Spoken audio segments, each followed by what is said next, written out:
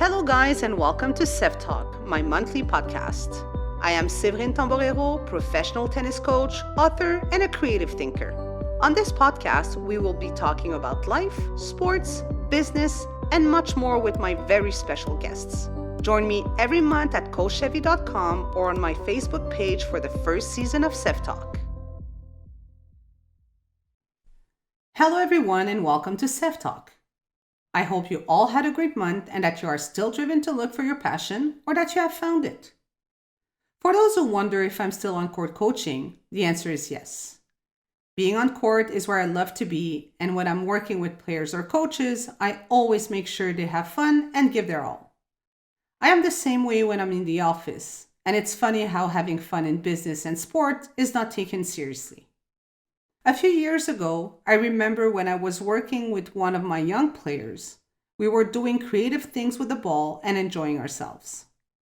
A player beside us, a pro player today, looked at her coach and asked him why they were not doing the same thing. She said, "That looks so much fun." The coach answered, "It's time to work, not to play."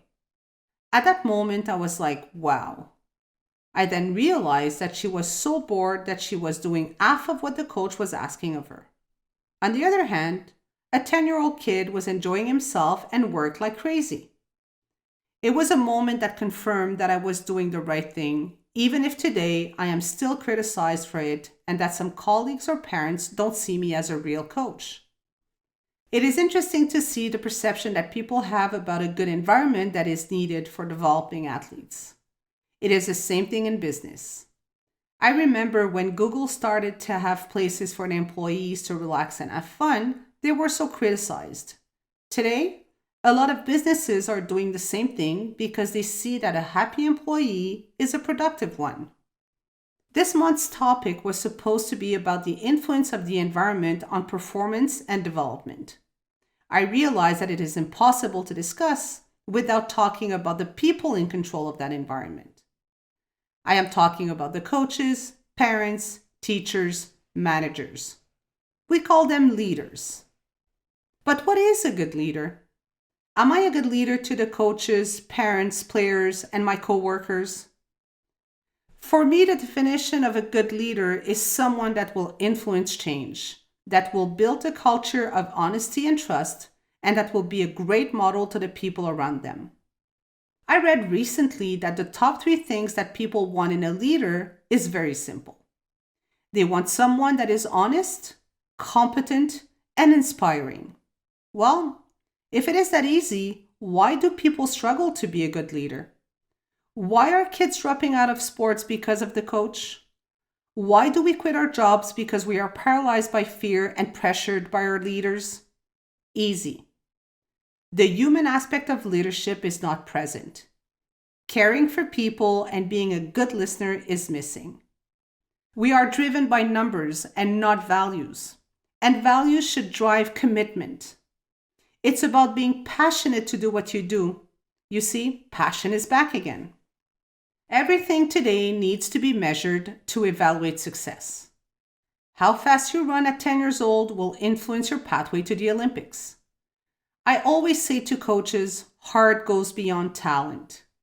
Statistics can define a pathway, but the heart will bring you to your end goal. We even have numbers in business to evaluate the success of employees. Don't get me wrong. Goals drive us every day. We need some aspect of numbers, but shouldn't the goal be to make our leader proud? To exceed their expectations? When you work with passionate people, they will give you their all until you break that passion. We should remind ourselves every day that we are in the business of people, not just numbers. Why we work will determine how we work. To be successful as a leader, you need to trust the process, the players, teammates, employees. Trust is not about hiding from your weakness or fears, it's about embracing them. It's about accepting that people have different ways to get to the end goal. It's about letting people fail so they can learn from it and be better. When I was a younger coach in charge of an elite program, I had coaches working in different programs with me. In most of the sessions, I wanted the coaches to lead the training. Sometimes it was good and other times it wasn't. When it was not up to my standards, I took over because I did not want the kids to lose any time or to have parents complaining about the session.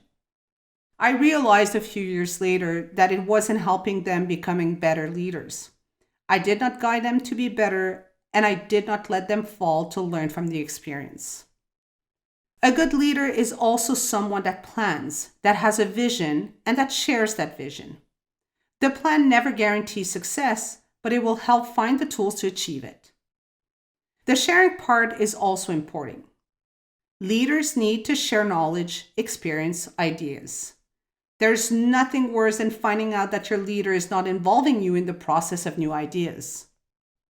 If I look at the coaching world, it looks like leadership is based on results. We are attracted by someone that won championships, medals, built champions. Most of the time, because of that philosophy of results, we are looking away from values. Research says that there are 5 reasons why kids play sports. They play to have fun, learn new skills, be healthy, be their best self, and to have friends and for team spirit. Where are the words medal and championships?